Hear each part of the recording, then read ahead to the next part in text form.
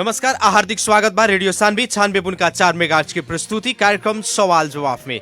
कार्यक्रम सवाल जवाब के साथ उपस्थित हो चुकल बानी हम कार्यक्रम प्रस्तोता मुकलेश गदी। सीधा बात, पृष्ठ विचार, आम जनता के प्रतिनिधिमूलक आवाज कार्यक्रम सवाल जवाब मार्फत देश के समसामयिक राजनीतिक घटनाक्रम, विकास निर्माण, शिक्षा, स्वास्थ्य, कृषि, रोजगारी लगायत आम जनता से सरोकार रखे वाला हरेक समय सांदर्भिक विषय पर बहस और छलफल करनी सन।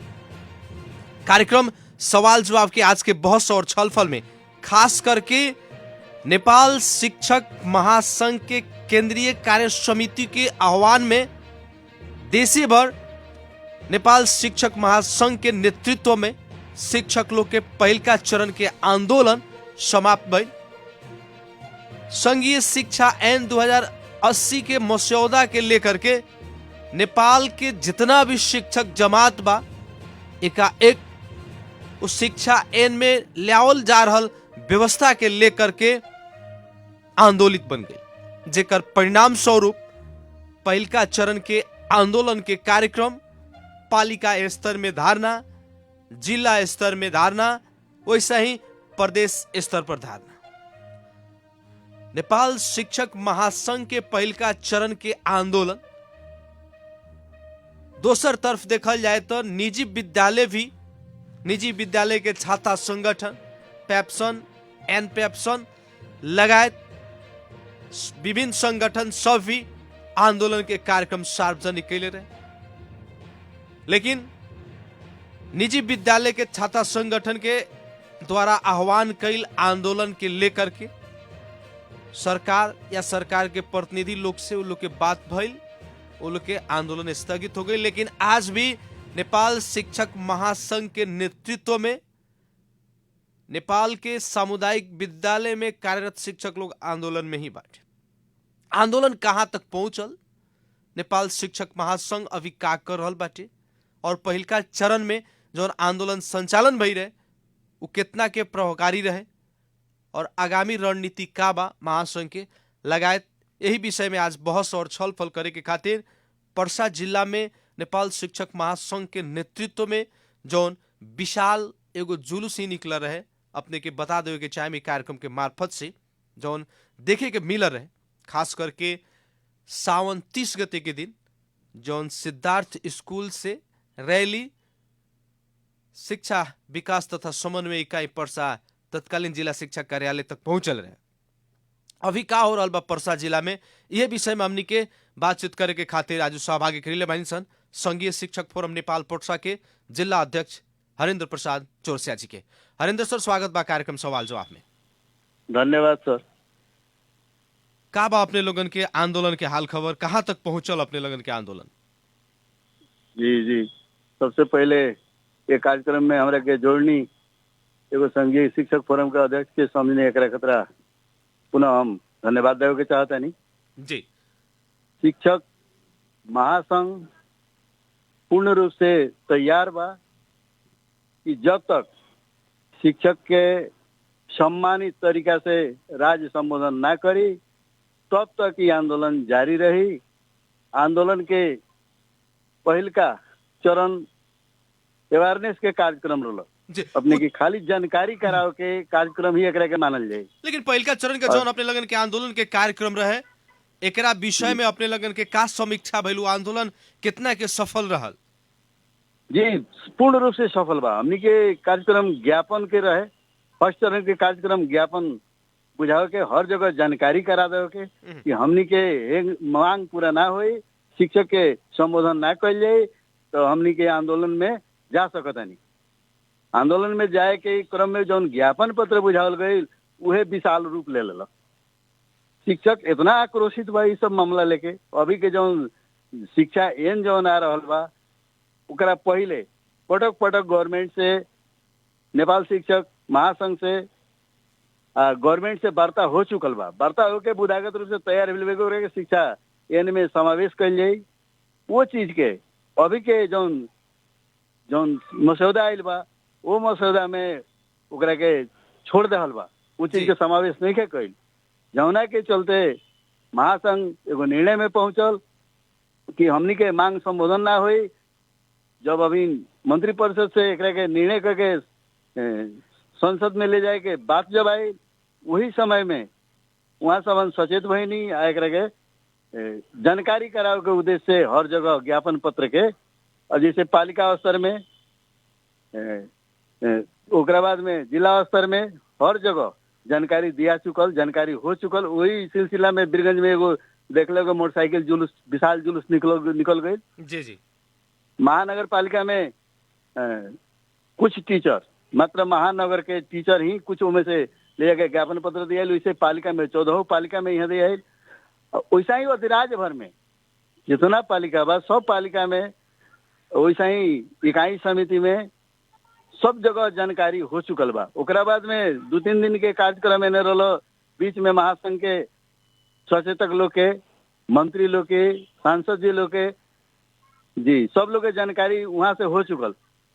काल हमनी महासंघ के कार्यालय में परसा में बैठे रहनी, तो काल ये निर्णय पर हमनी के पुगनी जो महासंघ जब आंदोलन के कार्यक्रम जब संचालन करी फूकी कि अब आगे बढ़े के बा, उस समय में पूर्ण जिला तैयार बा, एकदम तैयारी अवस्था में बा। माने आंदोलन खातिर अपने लगन तैयार बानी, अपने लगन के नेतृत्व में सारा शिक्षक लोग तैयार बा।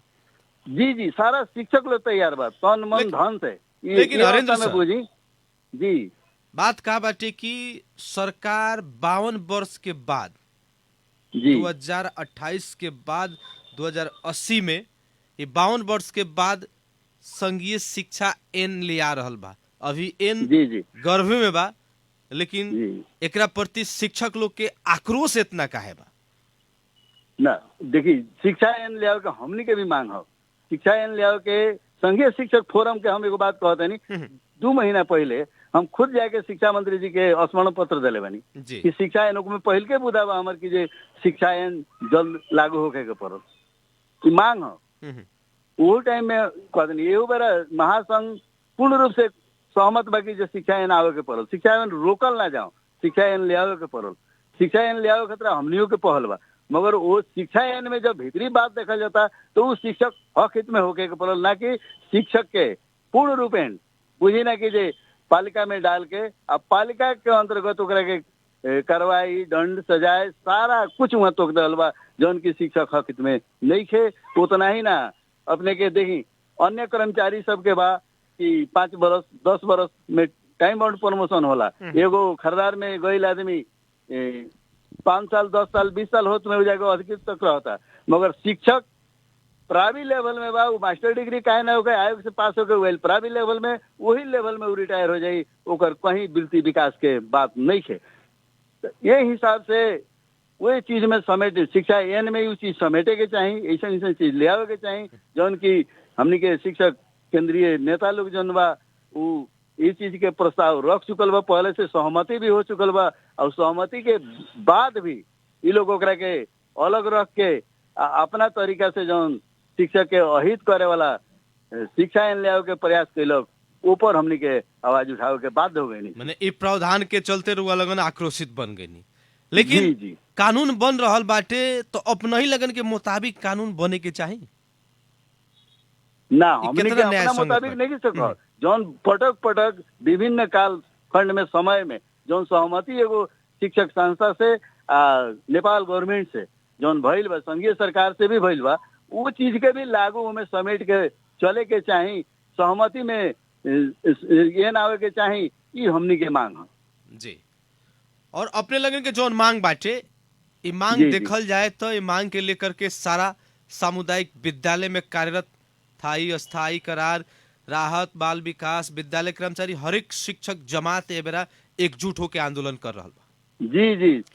तो दूसरा का कहीं जी कहीं एक आदमी भी अलग ना हो सकता है ऐसे, सारा कोई साथ में बाटे जी, सारा लोग साथ में बा। पूरा ये परसा जिला के कह दिया कि जे 3000 शिक्षक बा, 3000 के चलेगा बा आंदोलन में, रोड में आ जाएगा तो रोड में आ जाएगा, वो अवस्था बा यहाँ। लेकिन विगत में भी महासंघ के नेतृत्व में बहुत सारा आंदोलन भइल सन, लेकिन महासंघ नेतृत्व ऊपर जात जात कहीं ना कहीं विभिन्न किस्म के समझौता, विभिन्न किस्म के प्रलोभन में पड़ के वो आंदोलन के भी कहीं ना कहीं धराप में पार देवला। ऐसा खास करके बहुत शिक्षक लोग बा जे सशंकित बाटे ए पर का कहे जी जी, अभी हमनियों के सशंकित बानी ना, हमनी के पूर्ण रूप से विश्वास तो नहीं की। जब तक महासंघ वो टाइप के कार्यक्रम नहीं लिया सकत कि हमनी के मांग पूरा हुई, तब तक हमनी के सशंकित बानी। हमनी के काल भी बैठक यहाँ रहे, वो बैठक में बहुत सारा साथी लोग बात निकल कि महासंघ प्रतिबद्ध बाकी ना बा। आज हमनी के सब कुछ करे खातिर तैयार बानी। अब बिहान हम करे या मरे के अवस्था में हमनी के बानी। अब बिहान जाके महासंघ स्थगित कर देता, आंदोलन नहीं स्थगित कर देता, आंदोलन बेच देता, ये तरह के लोग कहे वाला बा जी जी कि आंदोलन बेच देता। ओ बेरा तो का का करम करम लगन लगी? अपने लगन महासंघ यदि अपने ना। लगन के धोखा दे देता। हाँ, तो अब ये अब क्रिया बहुत जगह से वही तरह के प्रेशर बाकी जे जौन पहिल का रवैया रहे महासंघ के, वो रवैया छोड़ के शिक्षक हक हित के विषय में पूर्ण रूप में आगाड़ी बढ़े के अपन मांग पूरा करावे के गवर्नमेंट के ये अवस्था में ले आओ के कि हमनी के मांग पूरा करे के तरफ बाध्य हो जाए, वो बाध्य कर दे के वो अवस्था तक लेके लड़ाई करे के हमनी के करो या मरो के स्थिति में बानी सन शिक्षक लोग के आवाज ए तरह के आ रहा बा। हरेंद्र सर, काल अपने लगने के जैसे नेपाल शिक्षक महासंघ के जिला कार्य समिति पर्सा के बैठक बैठा रहे, बैठक में अपने भी जी, जी। सहभागी रहनी, निर्णय का जी। भइल और उन निर्णय के कार्यान्वयन प्रति अपने लगन कमला ढंग से आगाड़ी बढ़ रहा बानी। महासंघ के आंदोलन के बिगुल फूकते हमनी के पूर्ण रूपेण तैयार। एगो यहाँ आंदोलन परिचालन समिति बनल, वो आंदोलन परिचालन समिति में सबसे पहले महासंघ के कार्य समिति, आवास संस्था के अध्यक्ष सचिव, पालिका के अध्यक्ष लगायत एगो आंदोलन परिचालन समिति बनल। ओकरा खतरा आवश्यक पूर्वाधार के तैयारी खतरा भी निर्णय भइल। ये ओमे चाही आंदोलन खतरा जौन चीज चाही वो पूर्वाधार के तैयारी खतरा भी हमनी के सारा छलफल निर्णय भइल। सब लोग प्रतिबद्ध भइल कि हर पालिका से हमनी के जब भी अपने लगे बोलाई, हमनी के वीरगंज होके चाहे काठमांडू केंद्रित कार्यक्रम होके, वो कार्यक्रम में हमनी के उपस्थित होके वो करे या मरे के अवस्था में हमनी के बानी सन, वो अवस्था में हमनी के तैयार बानी सन कह के सारा लोग के प्रतिबद्धता है। मैंने सारा लोग प्रतिबद्ध बाटे कि जौना बेरा नेपाल शिक्षक महासंघ आह्वान कर रहल बाटे, जितना भी शिक्षक उतारे के उतना उतर सको ताटे। जी जी, टोटल शिक्षक नेपाल अधिराज भरी से रोड पर आ सकता जी। अब रहल बात जैसे कि जी, यही बीच में विभिन्न समस्या सब आ रहल बड़ा सन, जैसे कि कुछ समस्या सब जौन उठल बा, वो समस्या के लेकर के बहुत शिक्षक लोग भी चिंतित बा, कहीं ना कहीं प्रश्न भी खड़ा कर रहल बाटे कि वास्तव में महासंघ काहे नहीं पर एक्शन लेत। जैसे कि राहते लोग के चाहे अस्थायी करार जो शिक्षक लोग बाटे, बाल विकास लोग के खातिर जौन 4/18 में एगो पत्र कटर है वीरगंज महानगर पालिका से करार समझौता जी, जी। के, ए पर अपने जी, लगन के खास करके जिम्मेवारी रुआ और विनोद मेहता सर के मिलल रहे। ये बात के लेकर के जी। बहुत जगह चर्चा भी भई, लेकिन जी। वास्तविक अपने लगन के पहल कहाँ तक पहुंचल बाटे ये मुद्दा पर? पहल आंतरिक रूप से मेयर साहब से सहमति हो गई कि ठीक बैक रह के कार्यान्वयन ना कल जाई। वही अवस्था में ओकरा के अब अलाउंस करे वाला भी बात ही नहीं खे, जौन की हमके प्रेस और मीडिया में ना गई नहीं सन। माने वो चीज पर रुआ लगन गंभीर बानी। जी जी, गंभीर बानी। वो अवस्था से थोड़ा भी दाया बाया हुई तो हमनी के आगे बढ़े खतरा, यहाँ भी हमनी के तैयार बानी। यहाँ भी आंदोलन हो सकता यदि हो वैसा सकता। किस्म के वातावरण महानगर पालिका बनाओ था। हाँ, तो अब जिले महानगर ना जिले आंदोलन कर दियो ओकरा खतरा।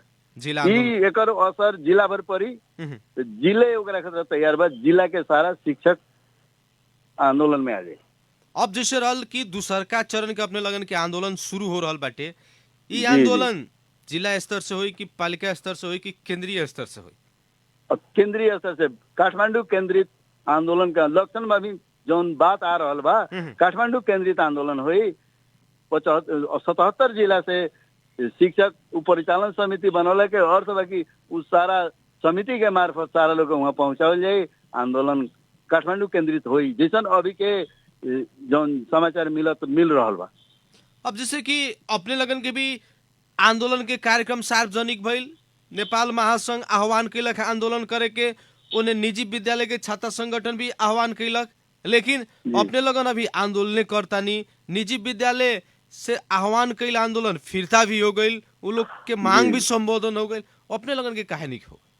निजी विद्यालय के जौन प्रोप्राइटर लोग होला, उ पूंजीपति होला लोग वो लोग के लगाव मंत्रालय तक बा। ऐसे वो लोग जब एक दिन ही रोड में आयल तो वो लोग से वार्ता करे के गवर्नमेंट तैयार हो गई, वो लोग के बुला ले और में लगानी गवर्नमेंट के नहीं थे। कुछ ओकर मांग हुई जो उनकी जो पूरा कर दी इजिली। सामुदायिक विद्यालय के टोटल खर्च नेपाल सरकार भी हो रहा। ऐसे यहाँ अगर कहीं एगो समझौता करता तो ओकरा खतरा सोचे के बात बा। तो ऐसे हमनी के गिव एंड टेक बार्गेनिंग करके चाहिए नहीं संगी जे कोनो समस्या के समाधान हो। महानगर में कुछ होला तो हमने के चाहिए नहीं से कि पहले बढ़ते से समाधान हो जाओ, आंदोलन ना करे के पड़ो। हमने के एक दिन स्कूल भी ना छोड़े के चाहिए से, एक दिन स्कूल बंद ना हो। ये सारा समस्या बा।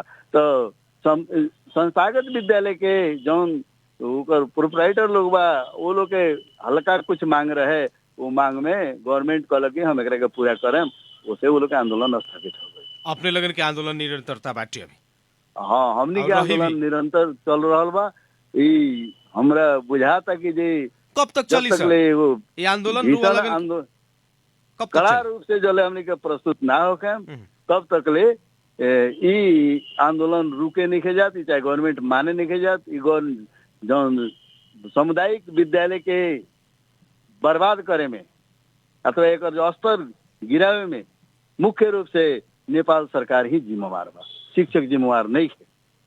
लेकिन एक और बात हरिंदर सर, एक और बात कथी आ रहल बाटे कि जैसे अपने लगन के जौन आंदोलन के गति बा और गतिविधि बाटे, ई गति और गतिविधि से लागत अपने लगन के मांग पूरा हो सकता, सरकार संबोधन कर सकी ना। जब तक हमनी के एगो ठोस रूप से आंदोलन के ऊंचाई पर ना पहुंचाए तब तक हमनी के मांग पूरा ना हुई। हमू बुझता नहीं, हमू जानता नहीं।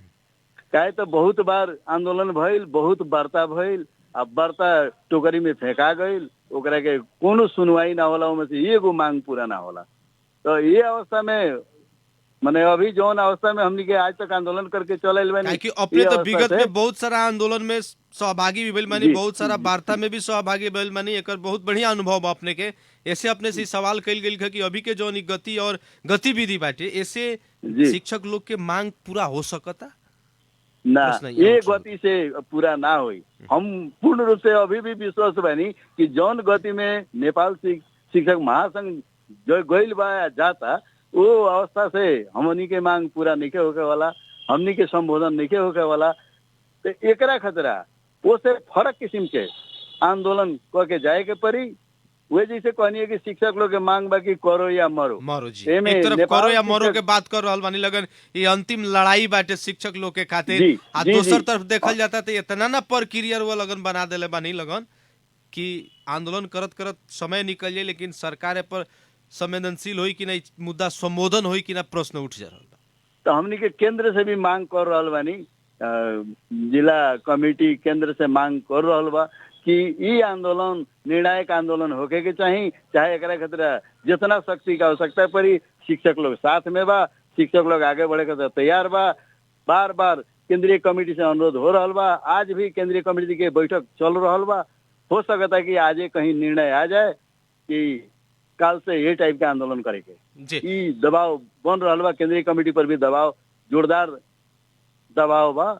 ऐसे संभावना बा कि ई लड़ाई जो हुई तो निर्णायक लड़ाई हुई। हमनी के मांग गवर्नमेंट से पूरा कराएं जी। सोच ई बा। हरिंदर सर, हमें भी कार्यक्रम के अंत में बानी सन, जाते जाते अपने आम शिक्षक वर्ग जितना भी परसा के शिक्षक जमात बाटे, हर शिक्षक जमात से अपने के आह्वान का रही, अपने का कहे के चाहे?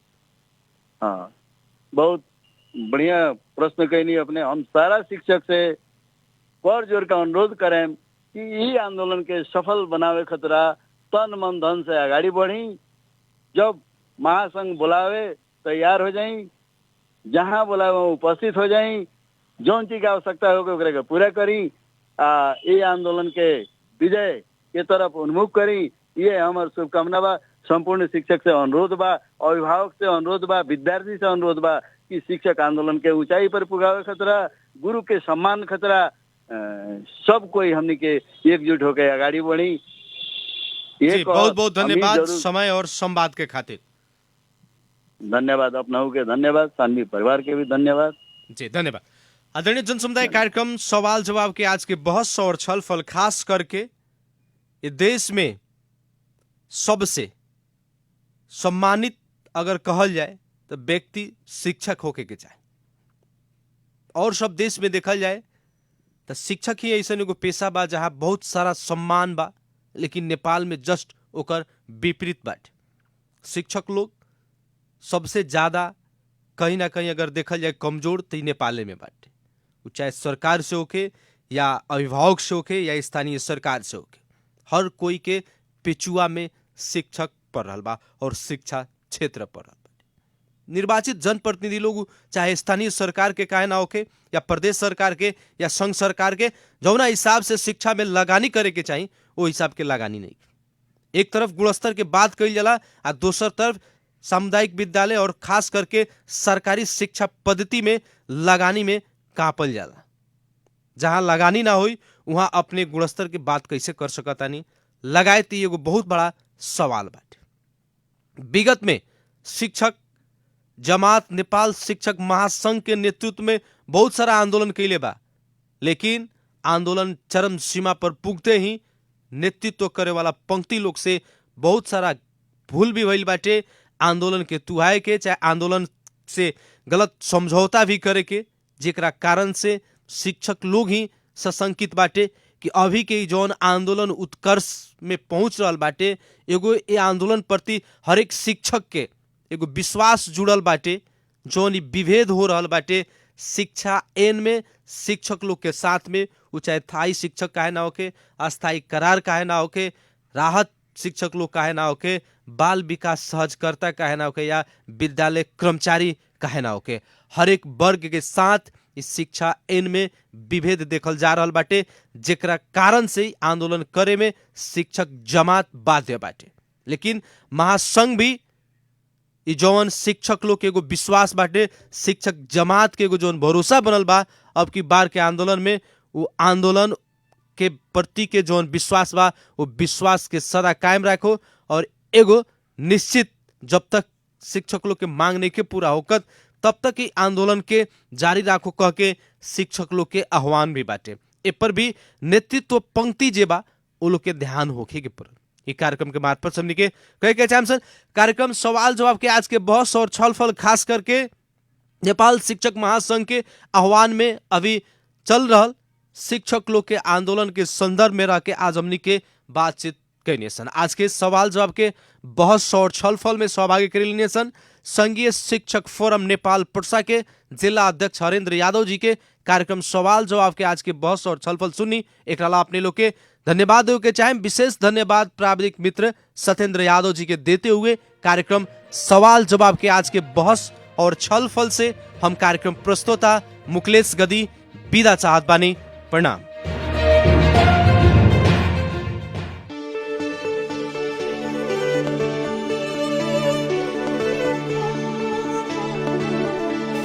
गाउँ सहर सारा गुन्जाउने यो हो रेडियो सान्वी 96.4।